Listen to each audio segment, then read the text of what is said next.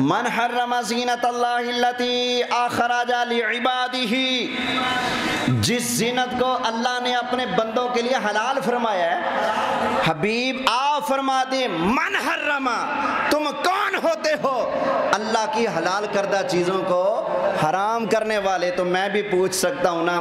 میلاد شریف کو حرام کرنے والوں، درود شریف کو حرام کہنے والوں، نبی کریم علیہ السلام کی آمد پر جھنڈیاں لگانے کو حرام کہنے والوں، ارے تیجے کو حرام کہنے والوں، اگر چیلم کے ختم کو حرام کہنے والوں، نبی کریم علیہ السلام کے تشریف آوری پر جھنڈیاں لگانے کو حرام کہنے والوں، سرکار کی آمد مرحبا کے نعروں کو حرام کہنے والوں، نبی کریم علیہ السلام کے نام پر انگوٹھے چوم کر آنکھوں سے لگانے کو حرام کہنے والوں، ارے 11ویں شریف کو حرام کہنے والوں، ارے 12ویں کی نسبت کو حرام کہنے والوں، ارے 12ویں کے جلوس کو حرام کہنے والوں، تم ذرا گواہ تو پیش کرو اللہ تعالیٰ نے کس مقام پر ان چیزوں کو حرام فرمایا ہے؟ میں اللہ کا قرآن ہاتھ میں لے کر اعلان کرنے لگا ہوں، جو بندہ کہتا ہے میلاد شریف حرام ہے، اللہ کے بندوں قرآن سے پڑھ کر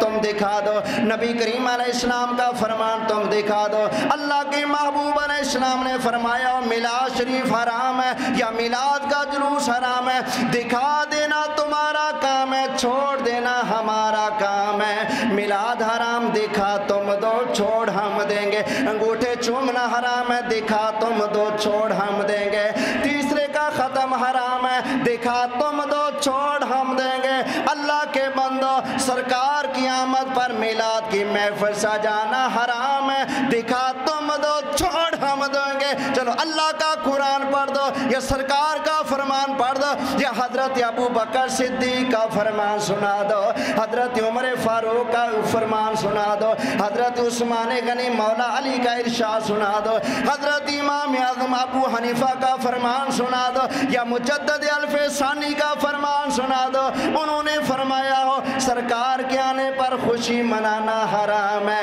دکھا دینا تمہارا کام ہے، چھوڑ دینا ہمارا کام ہے، اگر اللہ نے نہیں روکا نبی پاک نے نہیں روکا، میں پوچھتا ہوں ملا جی پھر تو نے کیوں ٹوکا؟